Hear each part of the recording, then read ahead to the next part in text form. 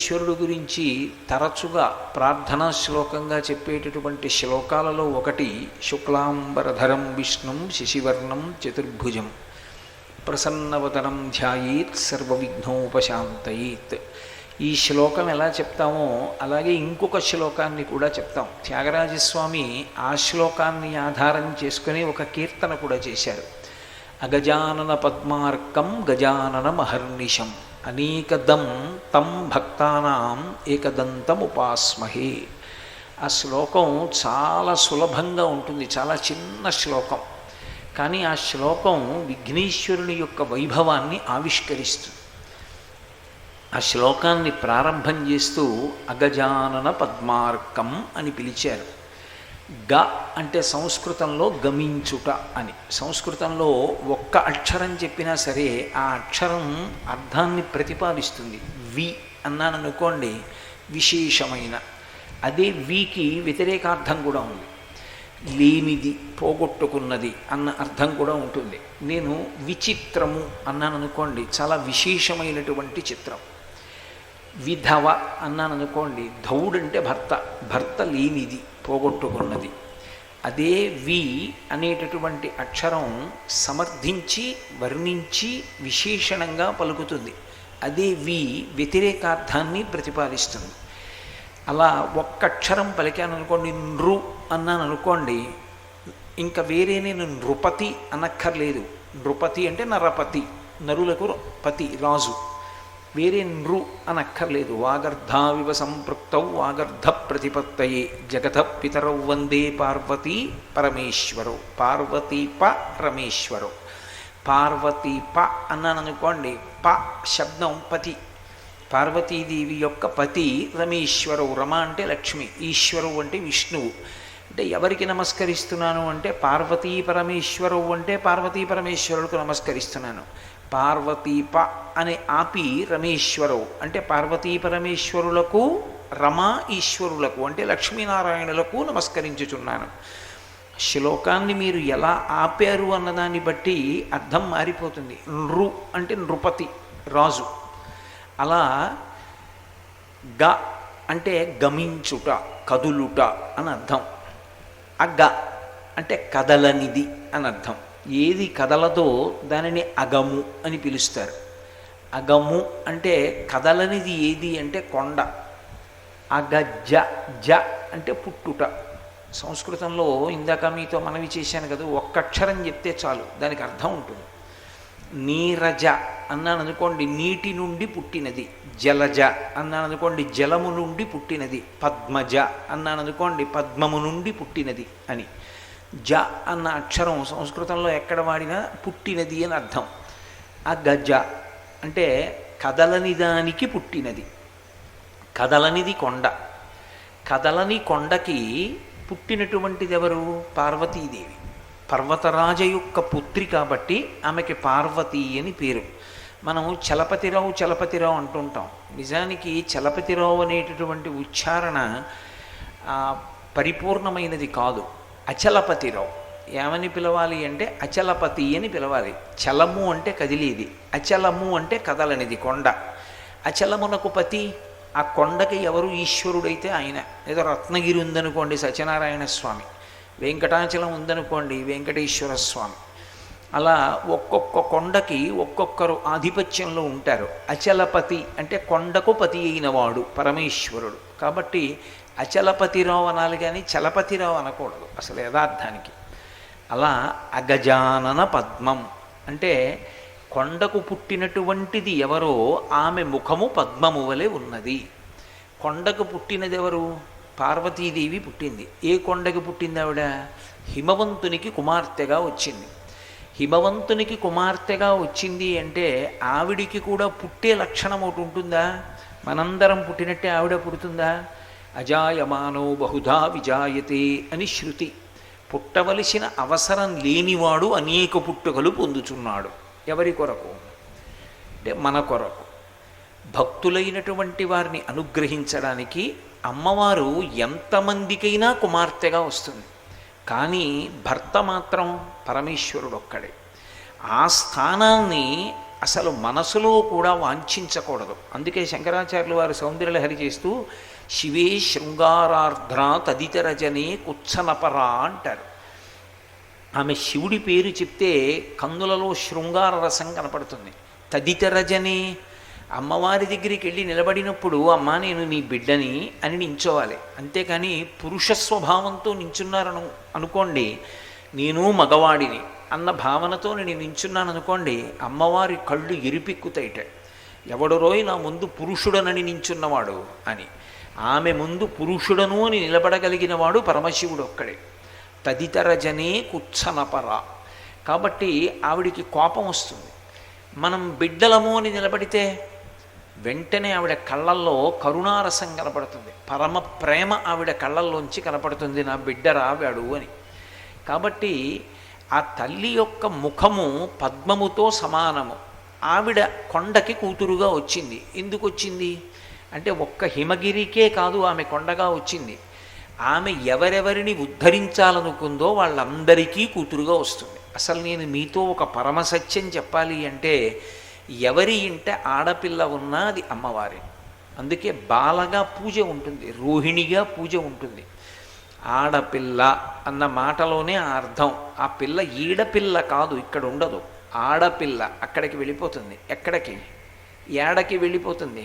నారాయణుడు ఎక్కడున్నాడో అక్కడికి వెళ్ళిపోతుంది. అందుకే కాళ్ళు కడిగినప్పుడు నారాయణ స్వరూపంగా కాళ్ళు కడిగి కన్యాదానం చేస్తారు. అంటే ఈ కన్య లక్ష్మి, ఆమె నా ఇంట ఎందుకు పుట్టింది అంటే నన్ను అనుగ్రహించడానికి. ఏమిటి అనుగ్రహిస్తుంది? మగపిల్లవాడైతే ఏ ఇంట్లో పుట్టాడో ఆ వంశాన్నే తెరింపచేస్తాడు. ఆడపిల్ల అయితే ఏ ఇంట పుట్టిందో పుట్టినింటిని, ఏ ఇంటిని మెట్టిందో మెట్టినింటిని, 2 ఇళ్లని తెరింపచేస్తుంది. పార్వతీదేవి 3 ఇళ్లని తెరింపచేసి. ఎందుకని? ఆ హిమవంతుని యొక్క భార్య మేనకాదేవి కోరుకుంది పార్వతీదేవిని. 1, నా ఇల్లు పండాలి నువ్వు పుట్టినందుకు. 2, నువ్వు మెట్టినటువంటి ఇల్లు పండాలి కైలాసం. 3 లోకములు పండాలి నువ్వు పుట్టినందుకు. అలా నువ్వు ఈ లోకంలోకి రావాలి అని అడిగితే వరం ఇచ్చింది ఆ రోజున పార్వతీదేవి. తప్పకుండా నేను అలాగే ప్రభవిస్తానంది. అలాగే ప్రభవించినటువంటి తల్లి సాక్షాత్తు ఆదిశక్తి. ఆవిడికి చేసి పెట్టడానికి ఏమీ ఉండదు. 2 కారణముల చేత అమ్మవారి ముఖమునందు ఎప్పుడూ కూడా కలవరపాటు ఉండదు. ఎందుకు ఉండదు అంటే అసలు ఆవిడ్ని భయపెట్టగలిగినటువంటి పదార్థం ఒకటి లోకంలో లేదు. ఎందుచేత అంటే భయము అన్న మాట దేని నుంచి ఉత్పన్నమవుతుంది? దాన్ని నేను ఎదుర్కోగలనో ఎదుర్కోలేనో అంటే భయం. ఎవరికి ఏ కష్టం వచ్చినా ఎదుర్కోవడానికి కావలసినటువంటి సమస్త శక్తులను అనుగ్రహించగలిగినటువంటి ఆదిశక్తి స్వరూపిణి అయినటువంటి తల్లికి భయమన్న మాట ఎక్కడుంటుంది? ఉండదు. కాబట్టి ఆమె నిత్యతృప్తురాలు, ఎప్పుడూ పరమ సంతోషంగా ఉంటుంది. ఒక ఇల్లాలిగా ఆలోచిస్తే భర్త వైపు నుంచి ఆవిడికి ఏమైనా కొద ఉందా? ఆవిడికి ఏమీ కొదవలేదు. ఎందుకని? మహానుభావుడు. లోకంలో అందరు పురుషులు కామమును ధర్మంతో ముడివేయడానికి వివాహం చేసుకుంటారు. పరమశివుడు కాముణ్ణి కాల్చినవాడు. కాముణ్ణి కాల్చినటువంటి పరమేశ్వరుడు ఆవిడ తపస్సుకు మెచ్చి ఆవిడికి భర్త అయ్యాడు. కాబట్టి ఆయన కన్నా గొప్పవాడు, ఆయన కన్నా శాశ్వతుడు, ఆయన కన్నా జ్ఞానం ఇవ్వగలిగిన వాడు, ఆయన కన్నా ఐశ్వర్య సంపన్నుడు, ఆయన కన్నా వేరొకటి ఇక ఏమీ లేదు. ఉన్నది ఆయన ఒక్కటే. అయినప్పుడు అంతకన్నా గొప్ప భర్త ఉన్నవాళ్ళు ఎవరుంటారు లోకంలో? కాబట్టి ఆవిడికి లోటు లేదు. అందుకే హేరంబేచ గుహీచ హర్షభరితం వాత్సల్యమంకూరయన్ మారద్రోహిణి పూరుషే సహభువం ప్రేమాంకురం యంజయన్. మూకశంకరులు మందస్మిత శతకం చేస్తూ అంటారు, భర్త చూస్తే అంత గొప్పవాడు. ఇక మిగిలిందెవరు? 2 కొడుకులు. పెద్దవాడు ఒకడు విఘ్నేశ్వరుడు, 2వ వాడు ఒకడు సుబ్రహ్మణ్యుడు. అయ్యో ఈ పిల్లలిద్దరికీ పాపం ఏదో వెనకబడ్డారు, వీళ్ళిద్దరికీ ఏమైనా ఉపకారం చెయ్యాలనుకుంటుందా ఆవిడ? అలా ఉపకారం చెయ్యాలనుకోవడానికి వాళ్ళిద్దరూ ఏమీ వెనకపడిన వాళ్ళు కారు. హేరంబేచ, పెద్ద కొడుకు ఎప్పుడూ కూడా తండ్రి పక్కన ఉండాలి. తండ్రి పక్క నుండి తండ్రి యొక్క మనశ్శాంతికి కారకుడు కావాలి. కన్న తల్లి ఎప్పుడు సంతోషిస్తుందంటే ఈ కొడుకుని చూసుకుని మా ఆయన పొంగిపోతున్నారు, మంచి కొడుకు నాకని ఆనందం పొందుతున్నాడు. ఆ కొడుకుని కన్న తల్లి సంతోషపడుతుంది. విఘ్నేశ్వరుడికి హేరంబుడు అని ఒక పేరు. హేరంబుడు అన్న పేరు రావడానికో కారణం ఉంది. ఆయన శైవాగమాన్నంతటినీ చెప్పాడు. శైవాగమం చెప్పిన వారెవరు అంటే విఘ్నేశ్వరుడు చెప్పాడు. శైవాగమము అంటే శివ సంబంధమైనటువంటి సమస్త విషయములు పొందుపరచబడి ఉంటాయి. ఒక దేవాలయం ఎలా కట్టాలి, శివాలయం అన్నా కూడా శైవాగమమే ఆధారం. అటువంటి శైవాగమాన్ని లోకానికి చాటి చెప్పినవాడు విఘ్నేశ్వరుడు. అంటే తండ్రి తత్వం పెద్ద కొడుక్కి తెలిసిన్నట్టుగా ఇక లోకంలో ఎవ్వరికీ తెలియదు. అమ్మవారిది ఒక్క విఘ్నేశ్వరుడికి కాదు తెలియడం. మనుశ్చంద్ర కుపేరశ్చలోపాముద్రాచ మన్మద అగస్తీరగ్ని సూర్యశ్చ ఇంద్రస్కంధ శివస్తథా క్రోధభట్టారకో దేవ్యాద్వాదశామి ఉపాసకా అని శ్రీ విద్యాతంత్రం.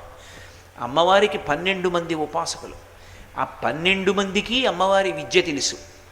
అమ్మవారి విద్య లోకంలోకి తీసుకొచ్చినటువంటి మహానుభావుడు ఎవరంటే నందీశ్వరుడు. అందరు అనుకుంటారు ఆయన శివుడికి ఎదురుగుండా ఉంటాడు కాబట్టి నందికి శివుడి విషయం బాగా తెలుసు అనుకుంటారు. కాదు, అసలు నందీశ్వరుడికి అమ్మవారి విషయం బాగా తెలుసు. అమ్మవారికి సంబంధించిన విద్యనంతటినీ లోకంలో ప్రకాశింపచేసిన వాడెవరు అంటే నందీశ్వరుడు. అందుకే లలితా సహస్రంలో నంది విద్య అని ఒక పేరు. నంది విద్య అంటే ఈ లోకంలో శ్రీ విద్యాతంత్రాన్ని మొట్టమొదట ప్రచారంలోకి తీసుకొచ్చిన వాడెవరు అంటే నందీశ్వరుడే. అటువంటి నందీశ్వరుడు పరమశివుడికి అమ్మవారికి కూడా భక్తుడు. కానీ అమ్మవారు సంతోషించేది తను కన్న కొడుకు, పెద్ద కొడుకు విఘ్నేశ్వరుడు ఎప్పుడూ కూడా పరమేశ్వరుడి పక్కన కూర్చుంటాడు. పక్కన కూర్చోవడం అంటే సేవకపుత్రుడనుడు ఉంటాడు కొడుకుల్లో. సేవకపుత్రుడు అంటే యజమాని దగ్గర భ్రాంతి పెట్టుకుని గత జన్మలో శరీరం విడిచిపెడతాడు. వాడు పుట్టిన దాదిగా ఓ యజమాని దగ్గర ఉంటాడు. యజమానే వాడికి సమస్తం, ఇంకొకటి తెలియదు. ఆ యజమాన్ని సేవించి సేవించి సేవించి సేవించి ఇంకా భ్రాంతి వదలదు. అయ్యో యజమానిని విడిచి వెళ్ళిపోతున్నానే అని ఏడుస్తూ శరీరం వదిలేస్తాడు. అలా వదిలేసిన వాడు కొడుకుగా వస్తాడు అని శాస్త్రం చెప్పింది. వాడు ఏం చేస్తాడంటే వాడికి చదువు రాదు, సరిగ్గా చదువు అవ్వదు. ఎందుకంటే పూర్వజన్మ వాసనా బలం, చదువు రాదు. కానీ నాన్నగారు వచ్చి వీధిలో నించున్నారు అనుకోండి, ఒక కుర్చీ పట్టుకొస్తాడు, నాన్నగారు కూర్చోండి అంటాడు. నాన్నగారు పడుకున్నారు అనుకోండి, కాళ్ళు ఒత్తుతాడు. నాన్నగారు స్నానానికి ఎడుతుంటే బట్టలు పట్టుకుని ఎడతాడు. కానీ నాన్నగారికి మాత్రం సంతోషం ఉండదు. ఎందుకు ఉండదు? వీడు ప్రయోజకుడు కాడే, వీడు వ్యాపారం చేయలేడు, వీడు చదువుకోడు, వీడికో ఉద్యోగం లేదు, తండ్రి బెంగకి కారణమవుతాడు. కానీ పరిపూర్ణమైన కొడుకు ఒకడు ఉంటాడు. వాడు తండ్రి యొక్క కీర్తి ప్రతిష్టలని నిలబెడతాడు. అంతటి కర్తవ్యతానిష్టతో ఉంటాడు. కర్తవ్యతానిష్ట అంటే తాను చెయ్యవలసినటువంటి పనిని అరమరిక లేకుండా చెయ్యవలసినదిగా చేసుకెళ్ళిపోతూ ఉంటాడు. మహాజ్ఞాని అయి లోకమునంతటినీ కూడా అనుగ్రహించి విశేషమైనటువంటి పేరు ప్రఖ్యాతులు సంపాదించుకొని తండ్రి దగ్గర అంత వినయంతో మసలుతాడు. అటువంటి కొడుకు కానీ పుడితే సంతోషించేదెవరు అంటే తల్లి సంతోషిస్తుందిట. ఇలాంటి కొడుకుని కన్నాను, మా ఆయన ఎంత పొంగిపోతున్నారో ఈ కొడుకుని చూసుకుని అంటుందిట. అందుకని ఆయన హేరంబేచ, విఘ్నేశ్వరుడికి హేరంబుడు అని ఒక పేరు. ఆయన్ని మనం 12 నామాలతో 16 నామాలతో పిలుస్తూ ఉంటాం. ఒక్కొక్కరి తత్వం ఒక్కొక్క సంఖ్య చేత ప్రకాశిస్తుంది. విఘ్నేశ్వర తత్వం 16 అంకె చేత ప్రకాశిస్తుంది. సుముఖశ్చైకదంతశ్చ కపిలో గజకర్ణకః లంబోదరశ్చ వికటో విఘ్నరాజో గణాధిపః ధూమకేతుర్గణాధ్యక్ష ఫాలచంద్రో గజాననః వక్రతుండశూర్పకర్ణో హేరంబస్కందపూర్వజः షోడశైతాని నామాని యప్పటేత్ శృణుయాదపి విద్యారంభే వివాహే చ ప్రవేశే నిర్గమే తథా సంగ్రామే సర్వకార్యేషు విఘ్నస్తస్య నజాయతే అని 16 నామములు చెప్తే ప్రీతి చెందుతాడు తండ్రి. అందులో సగం చెప్తే చాలు, 8 చెప్తే పరమశివుడు సంతోషిస్తాడు. అందుకే భవాయ దేవాయ నమః, శర్వాయ దేవాయ నమః, ఈశానాయ దేవాయ నమః, పశుపతే దేవాయ నమః. అమ్మవారు అంతకన్నా ఎక్కువ అడగదు. ఆవిడ షోడశకళా ప్రపూర్ణ అయినప్పటికీ భర్తకి 8 నామాలతో చేస్తే ఆవిడికి అంతే. భవస్య దేవస్య పత్నై నమః, సర్వస్య దేవస్య పత్నై నమః. పిల్లలిద్దరూ పరమశివుడి పూజలోకి వచ్చేటప్పటికి పిల్లలకి 16 నామాలు చెప్పరు. శివ పూజలోకి అనుసంధానం చేశారనుకోండి, చేస్తే భవస్య దేవస్య పుత్రై నమః అంతే, ఆ 8 నామాలతోనే వెళ్ళాలి. సుముఖాయ నమః ఆ 16 నామాలు చెప్పకూడదు. శివ పూజలోకి అంతర్లీనంగా కుటుంబాన్నంతటినీ పూజ చేస్తే 8 నామాలతోటే పూజ చేసేస్తారు. కాబట్టి శైవాగమమంతా లోకానికి చెప్పిన వాడెవరు అంటే హేరంబుడు. ఎప్పుడూ తండ్రి దగ్గర కూర్చుని ఉంటాడు. తండ్రి దగ్గర కూర్చునున్నాడు అని తండ్రికి కూడా కర్తవ్యాన్ని నిర్వహించడంలో మాత్రం ఏమీ సౌకర్యాలు కల్పించి తన కర్తవ్యత నిష్ఠయందు విమూఢుడు కాడు. ఎందుచేత అంటే మనకి దక్షిణ దేశంలో ఒక క్షేత్రం ఉంది షేన్పెక్కమ్మని. ఒకానొకప్పుడు పరమేశ్వరుడు త్రిపురాసుర సంహారానికి బయలుదేరాడు. రథం కదల్లేదు. ఎందుకు కదల్లేదు అని ఆశ్చర్యపోయాడు. విఘ్నేశ్వర పూజ చేయలేదు అన్నారు. నేను విఘ్నేశ్వర పూజ చేయకపోయినా రథం వెళ్ళదా? విఘ్నం వస్తుందంతే. ఎవరు చెయ్యవలసిన పని వాళ్ళు చెయ్యాలి. కాబట్టి విఘ్నేశ్వర పూజ చేస్తేనే రథం కదులుతుంది. పరమశివుడంతటి వాడు విఘ్నేశ్వర పూజ చేశాడు, చేశాక రథం కదిలింది. ఇప్పటికీ మీరు కావాలంటే చిత్తూరు దగ్గరలో ఉంది షేన్పెక్కమ్మని. ఒకప్పుడు మహారాష్ట్రకి చెందినటువంటి మంత్రి గారు ఒక ఆయన రథంలో వెళ్ళిపోతున్నాడు. ఆ రోజులో కార్లు లేవు, రథం మీద వెళ్ళిపోతున్నాడు. వెళ్ళిపోతుంటే ఇలాగే కొద్దిగా ప్రదోష వేళ చీకటి పడింది. రథచక్రానికి ఏదో తగిలింది రథచక్రానికి అని చెప్పి రథచక్రం విరిగిపోయిందని ఆయన రథం దిగాడు. రథచక్రము రథము నెత్తుటితో తడిసిపోయి ఉన్నాయి. ఆయన హడిలిపోయాడు. ఇదేమిటి ఇంత పెద్ద నెత్తుటి ప్రవాహం వచ్చిందని చెప్పి జాగ్రత్తగా దీపాలు తెప్పించి చూశాడు. చూస్తే భూమిలోంచి ఒక తల లాంటిది పైకొచ్చింది. దానికి దెబ్బ తగిలి అందులోంచి నెత్తురు చిమ్మింది. ఆయన మనసు చిన్నబుచ్చుకొని రేపొద్దున్న ప్రయాణం చేద్దామని గుడారం వేయించుకు పడుకున్నాడు. పడుకుంటే రాత్రి విఘ్నేశ్వరుడు స్వప్నంలో దర్శనమిచ్చాడు. ఈ క్షేత్రంలో అష్టగణపతి స్వరూపంగా ఉన్నాను, యనమండుగురు వినాయకులుగా ఉన్నాను భూమిలో. ఇవాళ నీ రథచక్రం వెళ్ళడానికి ముందు వర్షం పడింది, మొన పైకొచ్చింది తలది.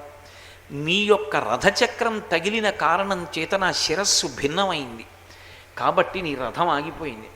రేపటి రోజున సూర్యరశ్మి పడడానికి ప్రతిబంధకం లేని రీతిలో నా దేవాలయ నిర్మాణం ప్రారంభం చేసి తర్వాత వెళ్ళు అన్నాడు. ఆయన మరునాడు భూమిని అంతటినీ జాగ్రత్తగా మట్టి తీయించి చూశాడు. అష్టవినాయక స్వరూపాలు భూమిలోంచి పైకి వచ్చి ఉన్నాయి. ఇప్పటికీ మీరు షేన్పక్కన్ క్షేత్రానికి వెడితే పైనంతా కూడా ఇనప ఊచలతో ఉంటుంది. వర్షం పడితే తిన్నగా వచ్చి మూర్తుల మీద పడిపోతుంది. ఆ యనమండుగురు మూర్తులకి కూడా పూజ చేస్తారు. ఎంత క్లేశంలో ఉన్నవాళ్ళు కూడా షేన్పెక్కం వెళ్ళి అక్కడ కానీ దర్శనం చేసుకుంటే అక్కడి నుంచి ఆ కష్టంలోంచి వినిర్ముక్తులవుతుంటారు. చిత్తూరు దాటి జ్వరహరీశ్వర క్షేత్రం ఉంది, అది దాటి వెడుతుంటే కనపడుతుంది. అంత గొప్ప క్షేత్రం. ఆయన కర్తవ్యంలో ఏం మినహాయింపులు ఉండవు ఆయనకి. ఆయన ఎంత అనుగ్రహించేస్తాడో, ఎంత కిందకొచ్చేస్తాడో అనుగ్రహించడంలో, ఆయన కర్తవ్యాన్ని ఆయన నిర్వహించడంలో కూడా అంతే పట్టుదలగా ఉంటాడు. అసలు మీకు నేను ఒక మాట చెప్తే మీరు ఆశ్చర్యపోతారు. తమిళ దేశంలో ఇప్పటికీ ఒక ఆచారం ఉంది. ఆ రోజు తల పగిలిపోవలసి ఉందనుకోండి, ఎవరికైనా తల బద్దలై నెత్తురు కారిపోయి వాడు ఉండొచ్చు, వెళ్ళిపోవచ్చు అని ఉందనుకోండి, అటువంటి వాడు తల పగిలిపోకుండా, తల పగిలిపోవలసినంత పెద్ద దెబ్బ తగిలి కూడా వాడు బ్రతికుండాలి అంటే వాడు అంతకుముందు విఘ్నేశ్వరుడికి కొబ్బరికాయ కొట్టి ఉంటే వదిలిపెట్టేస్తాడు. నేను అబద్ధం చెప్పానని మీరు అనుకుంటే కంచికామకోటి పీఠాధిపత్యం వహించినటువంటి అపర విఘ్నేశ్వర స్వరూపులు, ఆయనకి గణపతి పిలిస్తే పలికేవారు చంద్రశేఖరేంద్ర సరస్వతీ స్వామి వారికి. ఒకానొకప్పుడు నేను ఇందాక ప్రస్తావన చేసినటువంటి షేన్పెక్కడ్ క్షేత్రం దగ్గరే మహాస్వామి వారు నడిచి వెళ్ళిపోతున్నారు. ముందు వెనక జయేంద్ర సరస్వతీ స్వామి వారు ఏనుగు మీద ఎడుతున్నారు. మహాస్వామి చాలా వేగంగా నడిచేవారు. చాలా వేగంగా నడుస్తూ ఆయన ఇంచుమించు 1 మైల్ దూరం ముందుకు వెళ్ళిపోయారు. ఏనుగు మీద వెనక జయేంద్ర సరస్వతీ స్వామి మెల్లిగా వెడుతున్నారు. ఇప్పటికీ కంచికామకోటి పీఠాధిపత్యంలో ఉన్నారు జయేంద్ర సరస్వతి. వెడుతుండగా అకస్మాత్తుగా ఏనుక్కి పిచ్చెక్కినట్టు అయిపోయి పైనుంచి జయేంద్ర సరస్వతి కింద పడిపోతారేమోనని పరివారం అందరూ భయపడ్డారు. అది గిర్ర గిర్ర గిర్ర గిర్ర తిరుగుతోంది. ఎలాగోలా దాని చెవులు పట్టుకుని జారిపోకుండా కూర్చున్నారు జయేంద్ర సరస్వతీ స్వామి. పరుగు పరుగున పరివారం అంతా మహాస్వామి దగ్గరికి వెళ్ళారు. వెళ్ళి అయ్యా పైనుంచి స్వామి పడిపోతారేమో అనుమానంగా ఉంది, పడిపోతే మాత్రం కాళ్ళతో తొక్కేస్తుంది. అకస్మాత్తుగా ఏనుక్కి పిచ్చెక్కింది, ఎలా ఇప్పుడు దింపడం స్వామిని? మహాస్వామి వారు వెంటనే కళ్ళు మూసుకుని ధ్యానంలోకి వెళ్ళారు. ఎందుకు అలా జరిగిందని కళ్ళు తెరిచి అన్నారు, కొద్ది దూరంలో షీన్పెక్కన్ క్షేత్రం ఉంది, ఆ క్షేత్రాన్ని విడిచిపెట్టి నేను ముందుకు వచ్చేసాను. వెనక చిన్నస్వామి కూడా ఏనుగు మీద వచ్చేశారు. అందుకే విఘ్నేశ్వరుడు ఆ ఏనుక్కి భ్రాంతి కలిగేటట్టు చేశాడు. వెంటనే వెళ్ళి 108 కొబ్బరికాయలు కొట్టండి అన్నారు. 108 కొబ్బరికాయలు. ఇక్కడంటే మనం శాస్త్రీయంగా కొట్టి నివేదన చేస్తాం, నేను తప్పని అంటలేదు, చాలా మంచిదే అది. ద్రవిడ దేశంలో ఒక ఆచారం ఉంది, విఘ్నేశ్వరుడి దగ్గరికి వెళ్ళి కొబ్బరికాయ యొక్క పిలక తీసేసి పీచు తీసేసి నేలకేసి కొట్టేస్తారు.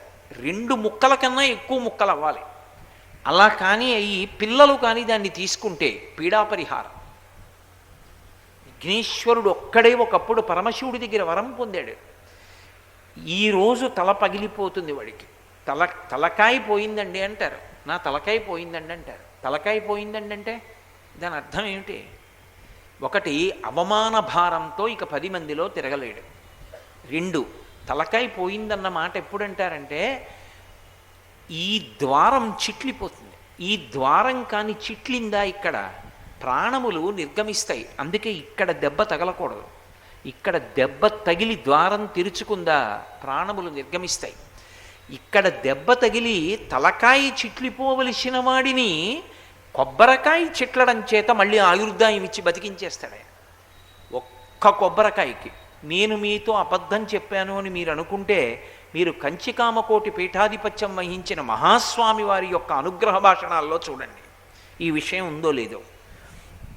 ఒక కొబ్బరికాయకి ఒక తలకాయ నిలబెడతాడు, అంతటి అనుగ్రహశీలి.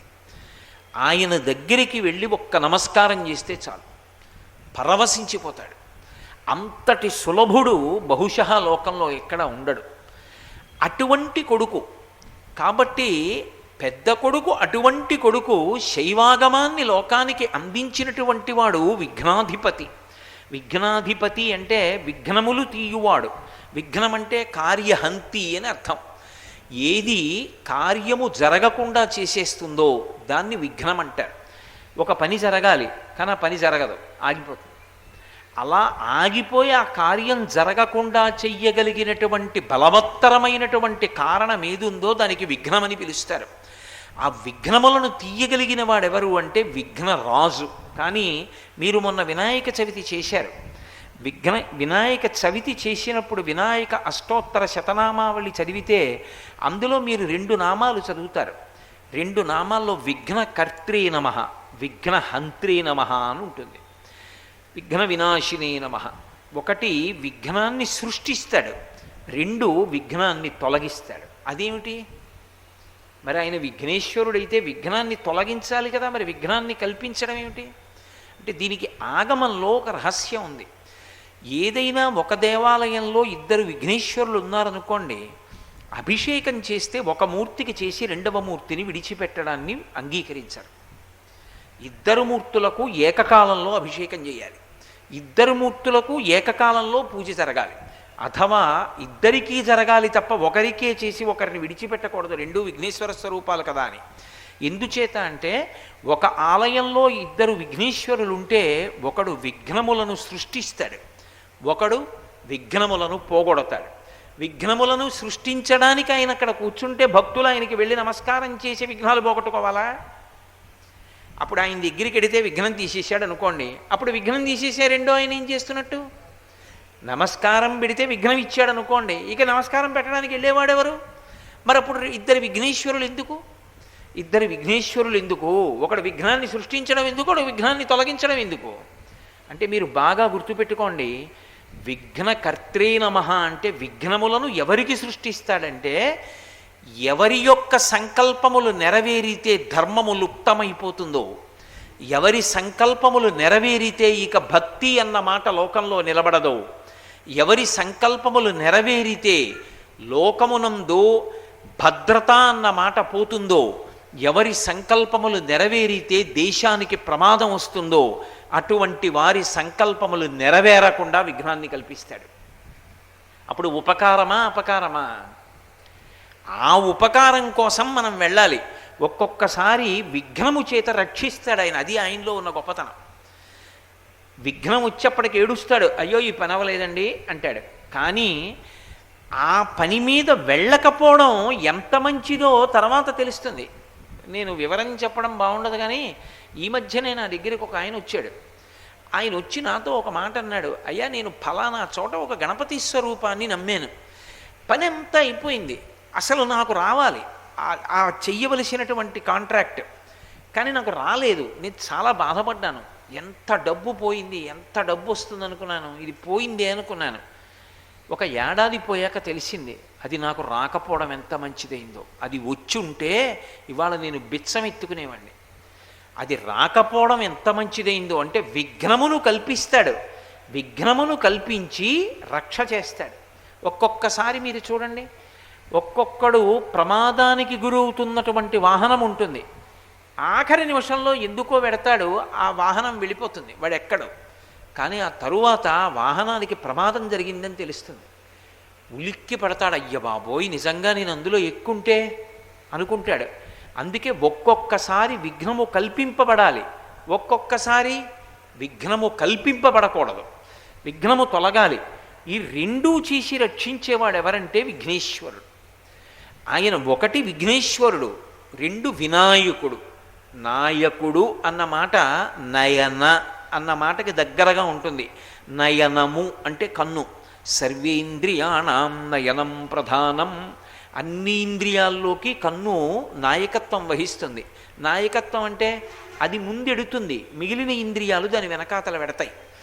కన్ను మొట్టమొదటి ఇలా చూస్తుంది. కన్ను దేన్ని చూసిందో దాని వైపు మిగిలిన ఇంద్రియాలన్నీ వెనకాల పెడతాయి, కంటికి నచ్చిన దాని మీద. ఇది కన్ను నాయకుడు.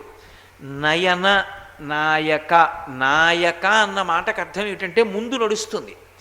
ఆ ముందు నడిచినది సర్వజ్ఞత్వముతో కూడుకున్నదై ఉంటుంది. క్షేమంగా దేన్నైనా సరే అనుగ్రహిస్తుంది. మీకు ఏది కావాలో దాన్ని అనుగ్రహించగలిగినదై ఉంటుంది. అది పొందడానికి వీలైన మార్గంలో మిమ్మల్ని నడిపిస్తుంది. అందుకే సంపద్గణపతి, నృత్యగణపతి, హేరంబ గణపతి, శక్తి గణపతి, లక్ష్మీ గణపతి, సంతాన గణపతి, విద్యాగణపతి, ఇన్ని రూపాలు ఉంటాయి. ఇందులో మళ్ళీ తంత్రం దగ్గరికి వచ్చేటప్పటికంటే ఆరాధనా విధానం దగ్గరికి వచ్చేటప్పటికి ఒక్క రకమైనటువంటి పువ్వు తెచ్చి మీరు ఆయన పాదముల మీద వేసినంత మాత్రం చేత ప్రసన్నుడైపోతాడు. కాబట్టి అంత సులభంగా ఉంటాడు. ఇంత గొప్ప కొడుకుని కంది కాబట్టి ఆవిడ ముఖం ప్రసన్నమైందిట, సంతోషించింది. అందుకని అగజానన పద్మ ఆర్కం. పద్మము బురదలో ఉంటుంది. తామర పువ్వు విచ్చుకోవాలనుకోండి, మొగ్గగా ఉంది, తామర పువ్వు కావాలి. మీరు తీసుకొచ్చి ఎంత బంగారం అక్కడ పెట్టండి, విచ్చుకోదు. ఎంత గొప్ప వస్తువు తీసుకొచ్చి అక్కడ పెట్టండి, విచ్చుకోదు. వీణ వాయించండి, పాట పాడండి, వేదం చదవండి, అది విచ్చుకోదు. అది దేనికి విచ్చుకుంటుంది? ఒక్క సూర్యకిరణం కానీ పడిందనుకోండి విచ్చుకుంటుంది. విచ్చుకోవడాన్ని సంస్కృతంలో వికసనం అంటారు. వికసనము దేనికి గుర్తు అంటే ప్రహృష్టతకి గుర్తు. బాగా సంతోషించింది అని గుర్తు ఏమిటంటే ముఖం వికసిస్తుంది. ఆయన ముఖం చూడండి చాటంత అయిపోయిందంటారు. అంటే పెద్దదైపోదు, అంత సంతోషము ప్రకటనమవుతుంది. అమ్మవారు సంతోషించడానికి ఆవిడికి ప్రత్యేకమైన కారణాలు ఉండవు. ఆవిడికి లేనిది ఒకటి ఉంటే, కొత్తగా ఓ కోరిక తీరితే ఆవిడ ముఖం ప్రసన్నమైందండి, ముఖం విచ్చుకుందండి అనాలి. ఆవిడికి లేనిదన్నది లోకంలో ఏమీ లేదు. ఎవడికి లేనిదైనా ఆవిడ పూరిస్తుంది. అటువంటి ఆవిడ ముఖాన్ని వికసింపచేయడం అంటే సామాన్యమైన మాటలా? ఆవిడ శక్తి ఏం సామాన్యమైందా?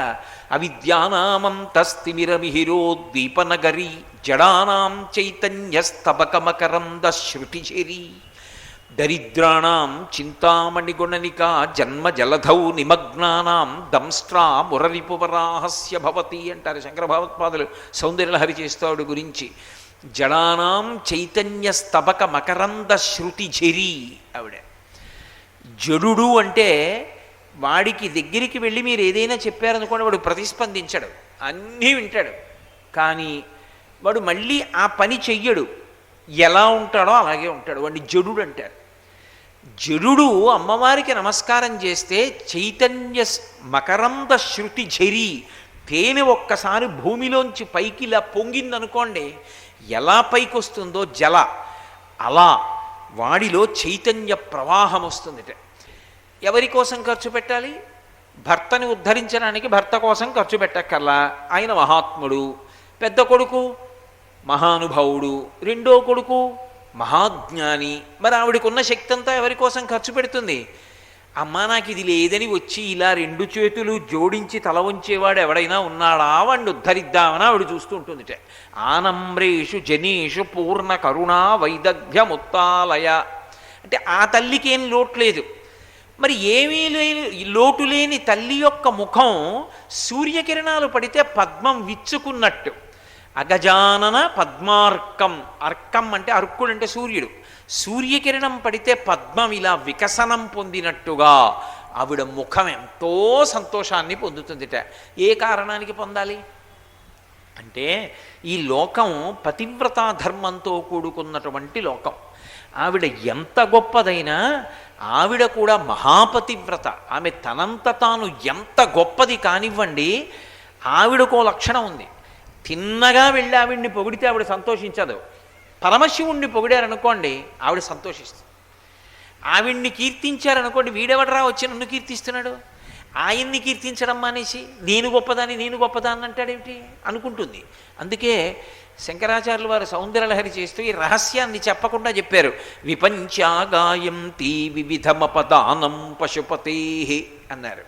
సరస్వతీదేవి వచ్చి అమ్మవారి దగ్గర కూర్చుని వీణ వాయిస్తే అమ్మవారి మీద పాట పాడదుట, అయ్యవారి మీద పాట పాడుతుంది. ఎందుకు అంటే అయ్యవారి మీద పాట పాడితే తాంబూలారుణ పల్లవాధరయుతే తాటంకహారాన్వితే వీణానాద నిమీలితార్థనయనే విప్రస్థచూలింబరే.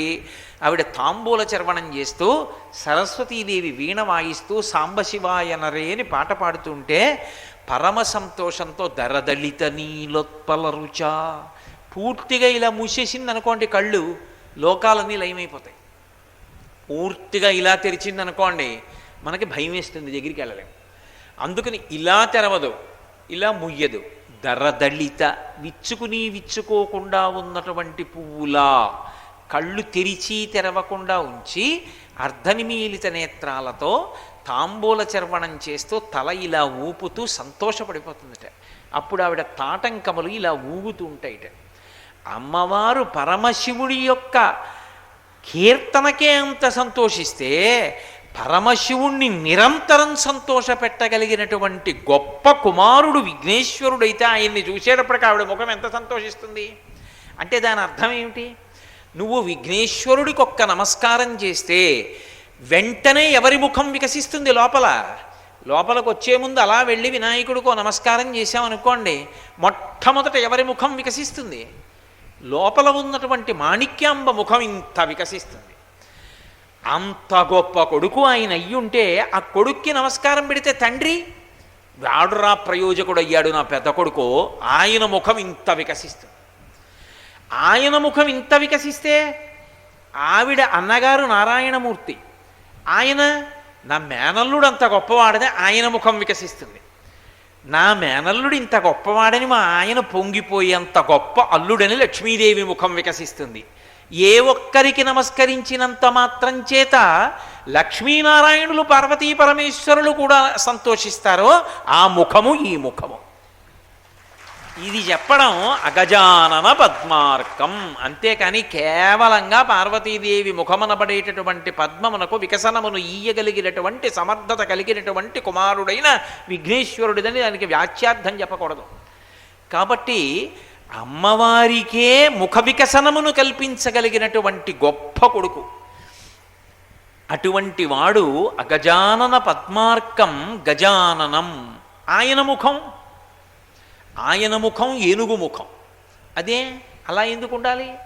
అమ్మవారి కొడుకైనప్పుడు ఆయనకి కూడా అందరికీ ఉన్న ముఖమే ఉండొచ్చుగా. అంటే విఘ్నేశ్వరుడు పుట్టినప్పుడు నరగణపతిగానే పుట్టాడు. నరుడి ముఖం ఎలా ఉంటుందో అటువంటి ముఖమే. ఇప్పటికీ నరగణపతి స్వరూపాన్ని చూడాలి అంటే చిదంబరంలో చూడొచ్చు. చిదంబరంలో ఉన్నాడు. అలాగే ట్రిచి అంటారు, తిరుచిరాపల్లి క్షేత్రంలో ఉంటాడు. అంటే ఆయన ఎవరు అంటే పార్వతీదేవి ఒంటి నుంచి తీసినటువంటి నలుగు నుండి ఆవిర్భవించినటువంటి వాడు. ఆ నలుగుతో వచ్చాడు. అందుకే మీకు లోకంలో మిగిలిన ఏ మూర్తినైనా ఉపాసన చెయ్యాలంటే రెండే మార్గాలు ఉంటాయి. ఒకటి పూర్ణకుంభంలోకి ఆవాహన చెయ్యాలి. పూర్ణకుంభం పెట్టి మీరు ఎవరిని ఆవాహన చేయండి, అందులోకి వస్తుంది. ఒకప్పుడు మధుర మీనాక్షి అమ్మవారి దేవాలయంలోకి శృంగేరి పీఠాధిపతులు మహానుభావుడు ఉగ్ర నరసింహభారతీ స్వామి అని ఉండేవారు. ఆయన రోజుకు 6 కాకరకాయలు తినేవారు. ఆయనకి సర్వశక్తులు వశపడిపోయాయి. అటువంటి ఆయన మీనాక్షి అమ్మవారి గుళ్ళోకి వెళ్ళి అమ్మవారికి పూజ చేస్తా అన్నారు. అర్చకులు అన్నారు, మీరు లోపలికి వచ్చి పూజ చేయడానికి వీల్లేదన్నారు. వెంటనే మేమే రాకూడదా గుళ్ళోకి? సరి, మీ ఉద్ధతి ఇలా ఉందన్నమాటన ఆయన పూర్ణకుంభం తెమ్మన్నారు శిష్యుణ్ణి. శిష్యుడు పూర్ణకుంభం తీసుకొచ్చాడు. ఆయన చేత్తో పట్టుకుని మంత్రాలు చెప్పారు. చెప్పేటప్పటికి అమ్మవారిలోంచి ఒక్కొక్క కళ పూర్ణకుంభంలోకి వెళ్ళిపోయింది. ఆయన పూర్ణకుంభం పట్టుకుని విడిదిలోకి వెళ్ళిపోయారు. విడిపోయి ఆ విడిదిలో పెట్టి పూజ చేస్తున్నారు. ఇక్కడ అమ్మవారు పాలిపోయినట్టే అయిపోయింది మీనాక్షి. అర్చకులకి తెలిసిపోయింది రెండో రోజు. అమ్మవారు ఇంత పాలిపోయిందంటే ఈవిడ కళలన్నింటినీ కూడా ఉగ్ర నరసింహభారతి తీసుకెళ్ళిపోయారు. కలశలోకి ఆవాహన చేశని వెళ్ళి ఆయన కాళ్ళ మీద పడ్డారయ్యా, తప్పైపోయింది, మిమ్మల్ని గుళ్ళోకి రావద్దంటాం ఏమిటి? అర్థం లేని విషయం. అటువంటి మహాత్ముల్ని రావద్దంటే ఇంకెందుకు? కాబట్టి మా తప్పు మన్నించి మీరు లోపలికి వచ్చి పూజ చేయండి, అమ్మవారి కళలు మళ్ళీ అమ్మవారిలో ప్రవేశపెట్టండి అని అడిగారు. ఆయన మళ్ళీ పూర్ణకుంభం పట్టుకొచ్చి ఒక్కసారి మంత్రజపం చేస్తే ఇందులో ఉన్న కళలన్నీ మళ్ళీ మీనాక్షి అమ్మవారిలోకి వెళ్ళిపోయాయి. ఇవన్నీ పరమ యథార్థాలు. నేనేం మీతో అబద్ధాలు చెప్పట్లా. కావాలంటే శృంగేరి పీఠ చరిత్ర చదవండి.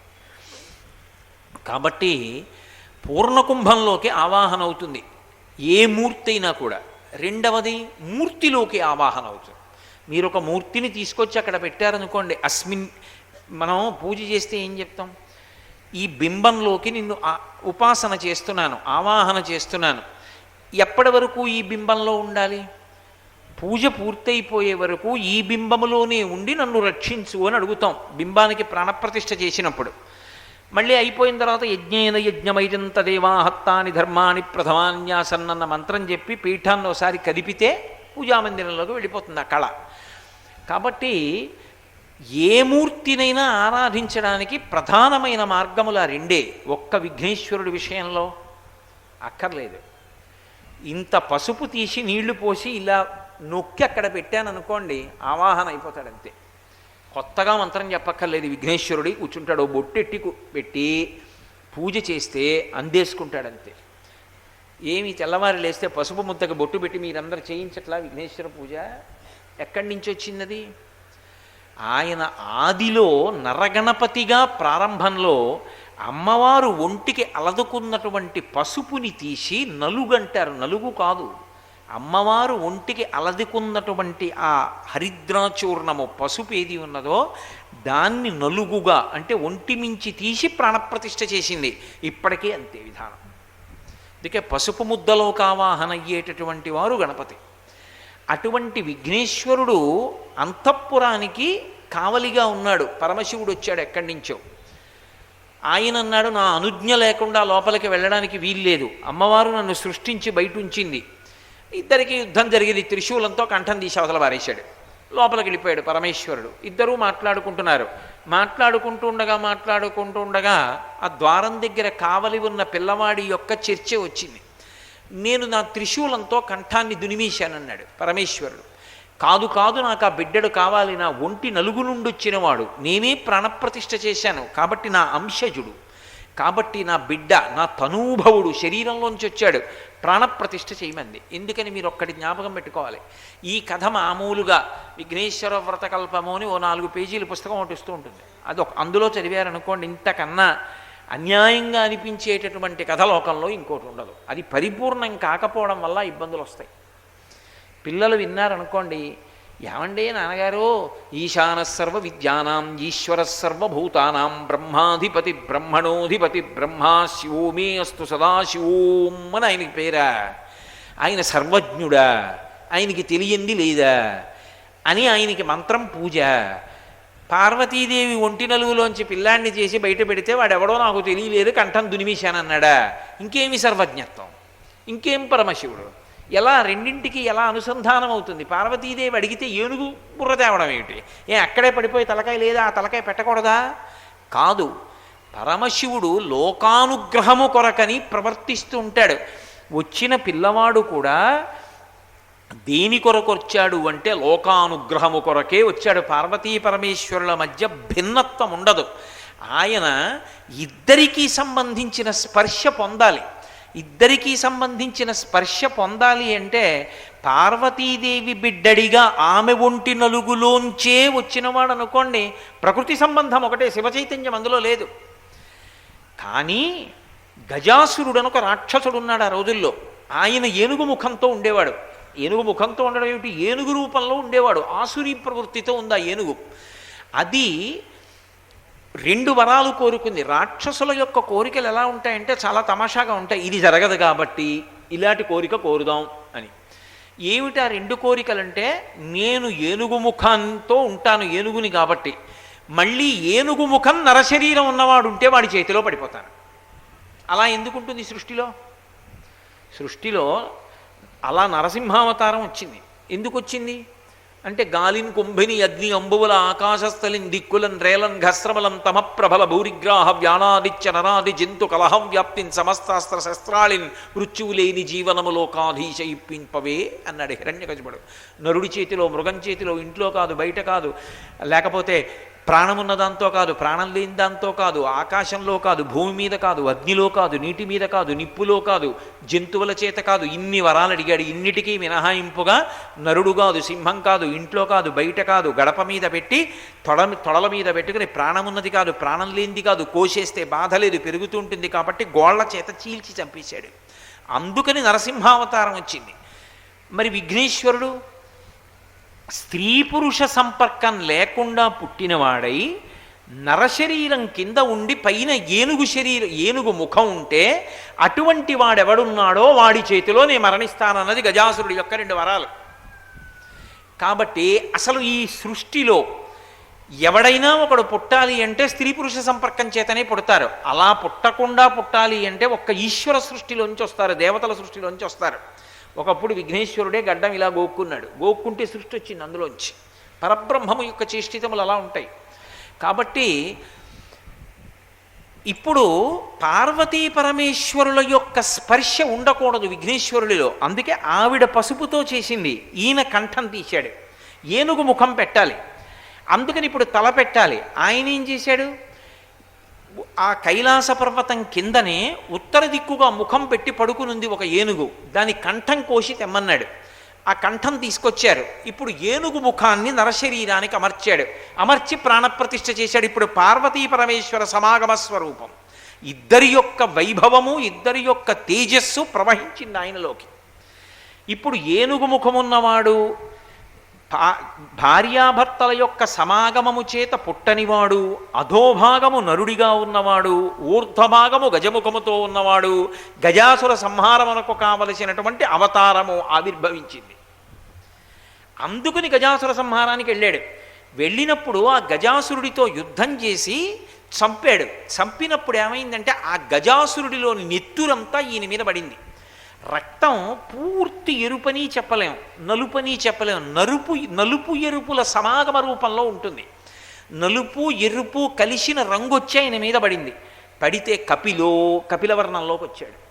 కపిలం అంటే నలుపు అనుకుంటుంటారు చాలామంది. కాదు, నలుపు ఎరుపు కలిసినటువంటి రక్తం ఎలా ఉంటుందో అలా ఉంటుంది. అందుకని కపిలహ అని ఒక నామం వచ్చింది ఆయనకి. అప్పుడు గజాసుర సంహారం జరిగింది. గజాసుర సంహారం జరిగితే లోకములు కాపాడబడ్డాయి. అసలు పుడుతూనే లోకము యొక్క ఉద్ధరణ కొరకు, లోకము యొక్క క్షేమము కొరకు అవతారమును స్వీకరించిన వాడెవరు అంటే వినాయకుడు. గజాసుర సంహారం కోసం పుట్టాడు ఆయన. వచ్చినటువంటి వాడు ఏనుగు ముఖంతోనే ఉండిపోయాడు. ఎందుకు ఏనుగు ముఖంతో ఉండిపోవాలి? అందుకని అగజానన పద్మార్కం గజాననం, ఏనుగు ముఖంతో ఉన్నవాడా. ఎందుకు అలా పిలవడం?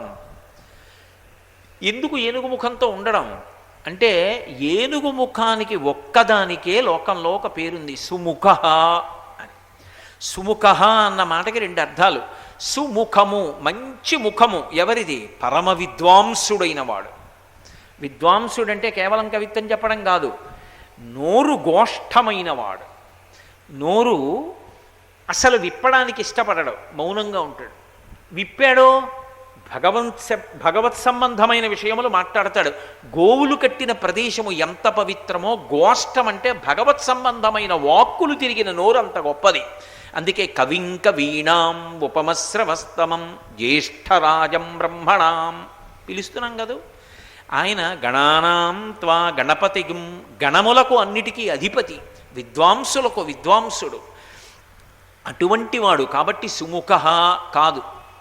సుముఖ అంటే ఎవరి ముఖం వంక ఒక్కసారి చూసినంత మాత్రం చేత లక్ష్మీ కటాక్షం కలుగుతుందో అటువంటి ముఖాన్ని సుముఖమని పిలుస్తారు. మంచి ముఖం అండి అంటారు. చూడండి, ఇవాళ లేస్తూనే ఎవరి మొహం చూశానో కానండి ఎంత అదృష్టం పట్టిందంటారు అంటారు. సుముఖ, విఘ్నేశ్వరుడి యొక్క ముఖము సుముఖము, మంచి ముఖము. అందుకే నిద్ర లేవగానే ఒక్కసారి వినాయకుడిని చూడాలి. ఆ వినాయకుడిని హేరంబుడిగా చూడాలి. హేరంబుడు అంటే పరమశివుడు తొడ మీద కూర్చున్నవాడిని. పరమశివుడు ఒక్కడు ఉండడు, అమ్మవారితో ఉంటాడు. కాబట్టి అమ్మవారితో ఉన్న శివుణ్ణి చూడాలి. అమ్మవారు ఒక్కతి ఉన్నదు, సుబ్రహ్మణ్యుడితో ఉంటుంది. కాబట్టి ఎవరిని చూడాలి? శివ కుటుంబాన్ని చూడాలి. ఇప్పుడు అటువంటి సుముఖం ఎందుకైంది ఆయన ముఖం అంటే, ఆయన ముఖమునకు ఒక ప్రత్యేకత ఉంది. లక్ష్మీదేవి ఉండేటటువంటి నివాస స్థానములు 5 చెప్పింది శాస్త్రం. శ్రీ మహావిష్ణువు యొక్క గుండెలు కూడా స్థానమా అండి అని నన్ను మీరు అడగకూడదు. యథార్థమునకు ఆవిడ ఉండేవి 5 స్థానాలు. ఏవి అంటే, 1 తామర పువ్వు, 2వది బిల్వము అంటే మారేడు దళము యొక్క ఈనెలు తగలనటువంటి వేపు, అంటే ఈనెలు వెనక్కుంటాయి, ముందుకుండేటటువంటి ప్రాంతంలో ఆవిడ ఉంటుంది. అందుకే బిల్వదళయ, బిల్వ నిలయాయై నమః అని ఒక నామం ఆవిడికి. అలాగే 3వది ఆవు యొక్క వెనుక తట్టులో ఉంటుంది. అందుకే గోవుకి వెనక పూజ లక్ష్మీస్థానం. 4వది ఏనుగు యొక్క కుంభస్థలంలో ఉంటుంది. 5వది పెళ్ళైనటువంటి ఆడవారు సువాసిని యొక్క పాపట ప్రారంభ స్థానంలో ఉంటుంది. అందుకే భర్తకి లక్ష్మీ కటాక్షానికి అది కారణం. కాబట్టి ఇక్కడ బొట్టు పెట్టుకోకుండా ఉండరు. బొట్టు మరుగున పడుట అన్న మాటకు అర్థం ఇది కాదు. స్నానం చేసినప్పుడు ఎప్పుడో ఇది మరుగున పడుతుంది, ఇది మరుగున పడకూడదు. ఇక్కడ ఎప్పుడూ బొట్టు ఉండాలి.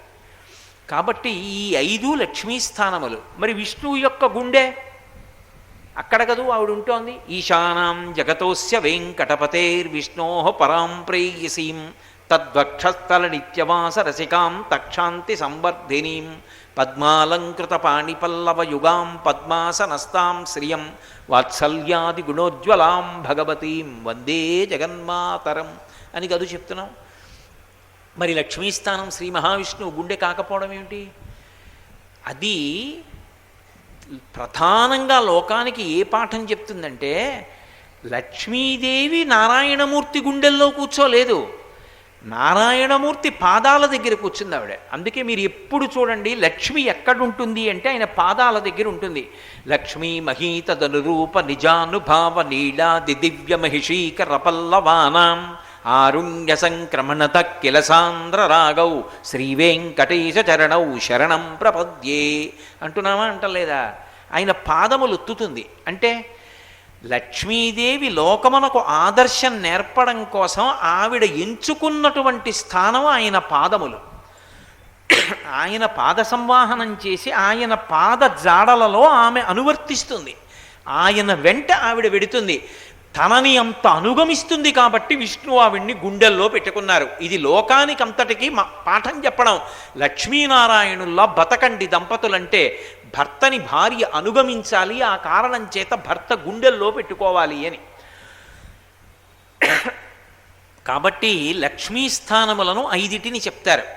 ఈ 5లో ఒకటి లక్ష్మీస్థానం ఏది అంటే ఏనుగు యొక్క కుంభస్థలం. అందుకే ఎవరికైనా బహుమర్యాద చెయ్యాలి అంటే ఏనుగు యొక్క కుంభస్థలం మీద ఆ గజారోహణం చేయిస్తారు. ఇప్పటికీ గురువాయూరు క్షేత్రంలో సాయంకాలం 7:30-8 అయిందంటే పెద్ద పెద్ద నల్లమబ్బుల గుంపుల్లో వస్తాయి ఏనుగులన్నీ లోపలికి వచ్చి మొత్తం దేవాలయం చుట్టూ నిలబడతాయి. అవి ఎంత అలవాటు పడిపోతాయంటే భగవంతుణ్ణి వహించడానికి ఒక్కొక్క ఏనుగుని చూస్తే ఏనుగులో ఉండదు, అదిదో పర్వతాన్ని చూసినట్టు ఉంటుంది. ఆ పర్వతం లాంటి ఏనుగుకి కృష్ణ భగవాను అందిస్తారు పైకి. అందిస్తే బల్లమించి పైన ఆయనకి మంటపం కట్టి కుంభస్థలం మీద పెడతారు. ఎలా ఎక్కుతాడరా అర్చకుడు అనిపిస్తుంది మనకి. అర్చకుడు దగ్గరికి వచ్చేటప్పటికి అది ఒక కాలు వంచుతుంది. వంచితే చెవి పట్టుకుని ఒక్క దూకు దూకి మోకాలు మీద కాలు పెట్టి ఈ పైన సంధిబంధములలో కాలు గుచ్చుతూ కుంభస్థలం మీదకి ఎక్కుతాడు. ఎక్కి అర్చకుడు కూర్చుంటాడు. అది గుడి చుట్టూ తిరిగి వస్తుంది. ఈశ్వరుణ్ణి వహిస్తుంది ఏనుగు. రెండు, పెద్దలైనటువంటి వారికి ఎవరికైనా సరే సత్కారం ఏది అంటే గజారోహణం. వారిని ఏనుగెక్కించారు అంటారు. అందుకే ఏడిచాడు అల్లసాని పెద్దనగారు. ఎదురైన చోతన మదకరీంద్రము డిగ్గి కేలూతనొసగి ఎక్కించుకొనియే మనుచరిత్రం బందుకొను వేళ పురమేగ పల్లకి తనకేల పట్టి ఎత్తే బిరుదైన కవిగండ పెండేరమునకీవె తగునని తానే పాదమున తొడగే గోకట గ్రామాధ్యనేకాగ్రహారములడిగిన సీమలు అందునిచ్చే ఆంధ్ర కవితా పితామహ అల్లసాని పెద్దనామాచ్య అని నన్ను పిలుచునట్టి కృష్ణ రాజలతోడదివికేగలేక బ్రతికియున్నాడ జీవచ్ఛవంబునగుచు అని చెప్పుకున్నాడు. కాబట్టి ఎదురైన చోతన మదకరీంద్రము డిగ్గి కేలూతనొసగి ఎక్కించుకునియే. కృష్ణదేవరాయల వారు అలా వెళ్ళిపోతుంటే ఎప్పుడైనా అల్లసాని పెద్దనగారు రాజవీధిలో కనపడితే గబగబా ఏనుగు మించి కిందకి దిగి ఆంధ్ర కవితా పితామహ అని పిలిచి ఆ పైనుంచి కిందకొచ్చి చెయ్యి పట్టుకుని పైకి ఎక్కించి నన్ను ఏనుగెక్కించి తిప్పేవాడు అని చెప్పుకున్నాడు. శ్రీమదాంధ్ర కవితా పితామహ సర్వతోముఖాంక పంకజాక్ష పాదాంబుజాధీన మానసేందిందిరనందవరపరవప్సోత్తం చటకోపతాప ప్రసాదాదితా సాదిత కవితామ తల్లి కల్లసాని చొక్కయామాచ్యపుత్ర పెద్దనార్య ప్రణీతంబైన స్వారోచిషమను సంభవంబను మహాప్రబంధంబు అని చెప్పుకున్నాడు మన చరిత్ర రాసినప్పుడు. అంతటి మహాకవి కనపడితే అల్లసాని పెద్దన గారిని కృష్ణరాయల వారు చెయ్యి పట్టుకుని పైకెత్తి కూర్చోబెట్టేవట ఏనుగు మీద. అందుకని గజారోహణం అంటారు. ఆ ఏనుగు అంత గొప్పది. అందుకని సుముఖ. ఆ ఏనుగు ముఖాన్ని ఒక్కసారి చూశామనుకోండి లక్ష్మీ కటాక్షం. అందుకని ఆయనని గజాననం, ప్రత్యేకంగా ఏనుగు ముఖమున్నవాడా అని ఒకసారి పిలుస్తాం. ఆయనకి ఏనుగు ముఖం ఉంటే ఆయనకి కాదు ప్రయోజనం, మనకి. ఎందుకని అంటే మిగిలిన ఏ దేవతల విషయంలోనైనా మీరు ప్రయత్నపూర్వకంగా మీ మనస్సుని వాళ్ళ పాదాల దగ్గర పెట్టాలి. అప్పయ్య దీక్షితుల వారని దక్షిణ దేశంలో ఉండేవారు, గొప్ప శైవోపాసకుడు. ఆయన మన ప్రమేయం లేకుండా మన మనసుని తన వైపుకి లాగగలిగినటువంటి వస్తువులు కొన్నింటిని నిర్ణయం చేశారు. అందులో మొట్టమొదటిది ఏది అంటే ఏనుగు, రెండవది ఏది అంటే చంద్రుడు, మూడవది ఏది అంటే సముద్రం, నాలుగవది ఏది అంటే తామర పూలు విరిసినటువంటి కొలను, ఐదవది ఏది అంటే వీణానాదం. ఈ 5.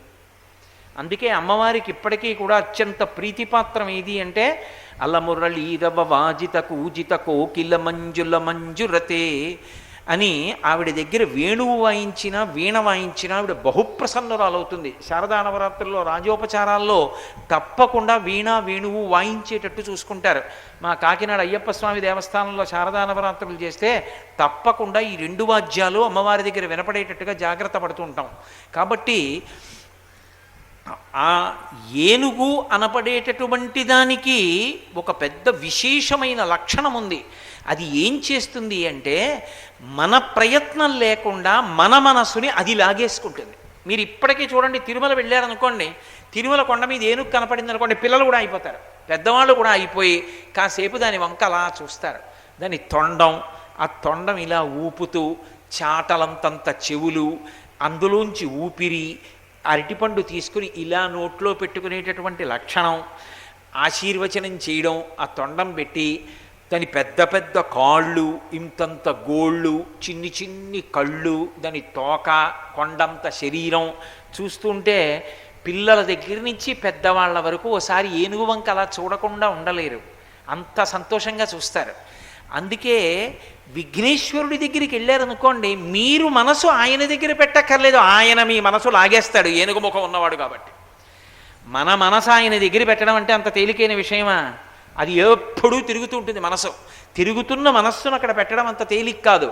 ఒక్క విఘ్నేశ్వరుడు మాత్రం మన మనసుని ఆయన లాగుతాడు. అందుకే సుముఖ కాదు, అసలు సుముఖ అంటే ఏనుగే. ఎందుకో తెలుసా? లోకంలో అందరికన్నా చాలా గొప్ప ముఖమున్నవాడు అని ఎవరిని పిలుస్తారంటే ఎక్కువ వినే అలవాటు ఉన్నవాడు, తక్కువ మాట్లాడే అలవాటు ఉన్నవాడు. ఆయన ఎక్కువ వింటాడు, తక్కువ మాట్లాడతాడు. తక్కువ మాట్లాడడంలో కూడా ఏం చేస్తాడంటే, నేను గబుక్కుని తొందరపడి మాట్లాడతానేమో అని నోటికి చెయ్యి అడ్డు పెట్టుకుంటాడు. మీరు ఎప్పుడైనా చూశారో లేదో, తిరుమల క్షేత్రానికి వెడితే వెంకటేశ్వర స్వామి వారిని దర్శించి బయటికి వచ్చేసిన తర్వాత ఆ వెంకటేశ్వర స్వామి వారి తల్లిగారి యొక్క మూర్తి ఉంటుంది. ఆవిడ్ని చూసి యువతలకు వచ్చిన తర్వాత బొమ్మల గూళ్ళగా ఉంటుంది, బోళ్ళంత మంది మూర్తులు ఉంటారు. అందులో జాంబవంతుడు, సుగ్రీవుడు వాళ్ళు కూడా ఉంటారు. ఆజ్ఞాపాలక హనుమ అని ఉంటారు. హనుమ ఇలా ఉంటారు, ఎప్పుడూ ఇలా పెట్టుకుని ఉంటారు. మీరు బాగా గమనించండి, విఘ్నేశ్వరుడికి హనుమకి చాలా పోలికలు ఉంటాయి. 1, 2 కాదు, ఎన్ని పోలికలు ఉంటాయో. ఆయన ఇలా పెట్టుకుంటారు ఎప్పుడు. అంటే నేను గబుక్కుని మాట్లాడతానేమో, మాట్లాడాలంటే ఇది తీయాలి, ఇది తీయాలంటే ఎందుకు తీయాలి? రాముడు మాట్లాడితే నేను వినాలి, నేను మాట్లాడడం ఏంటో ఆయన దగ్గర. అందుకని ఇలా ఉంటారు.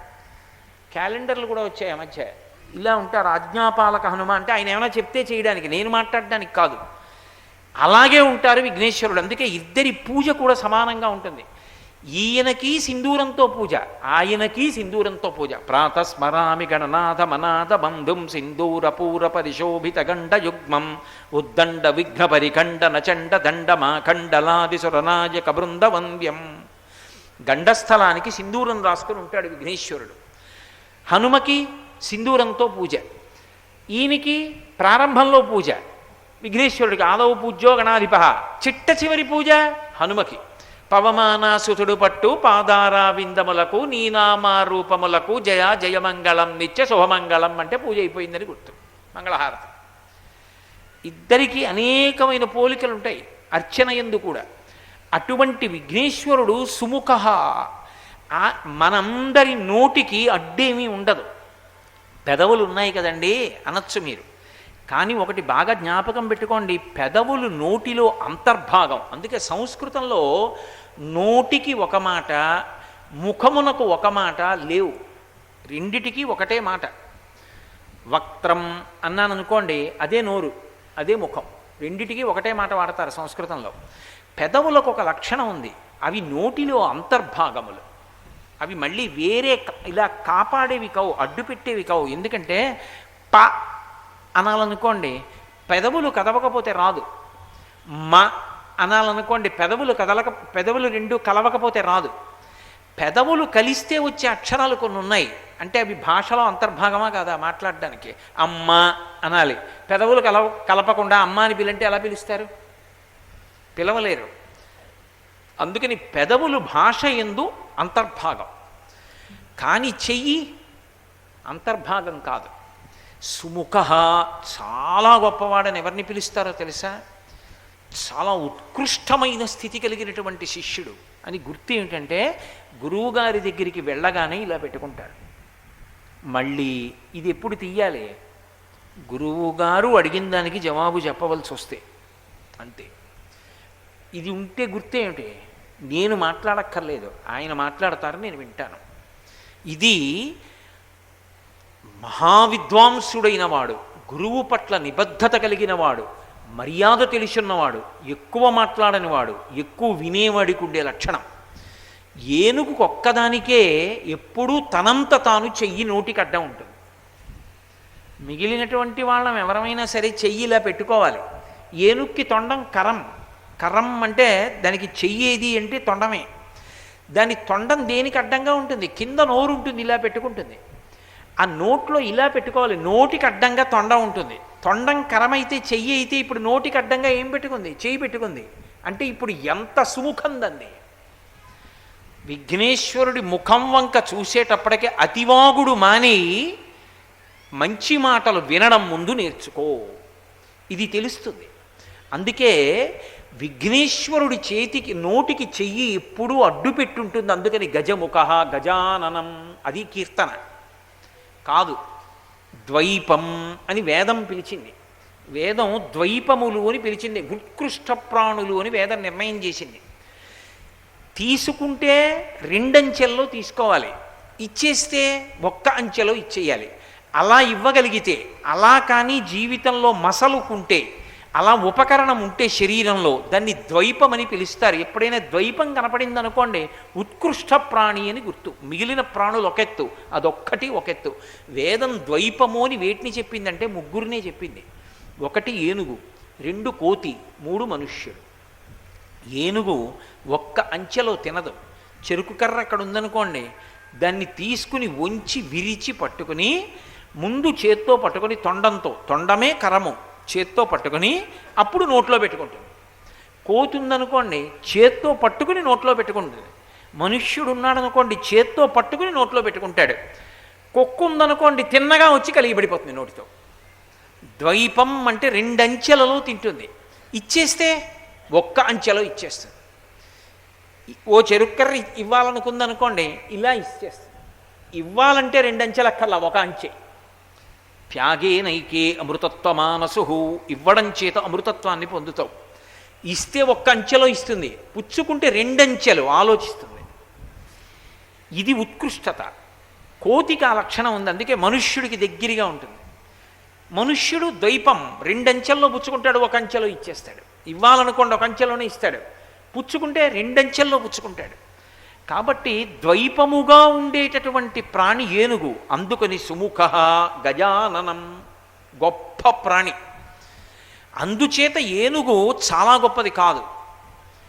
ఏనుగుకి అత్యంత అలంకారప్రాయమైనది, ఏనుగుకి చాలా అందం తెచ్చేది ఏది? ఏనుగుకి దంతమే. దంతం లేని ఏనుగు అనుకోండి, రెండు దంతాలు లేని ఏనుగు అనుకోండి, బోడేనుగులో ఉంటుంది. అది దానికి అందం ఉండదు. రెండు దంతాలు ఉన్న ఏనుగు చాలా అందమైనటువంటి ఏనుగు.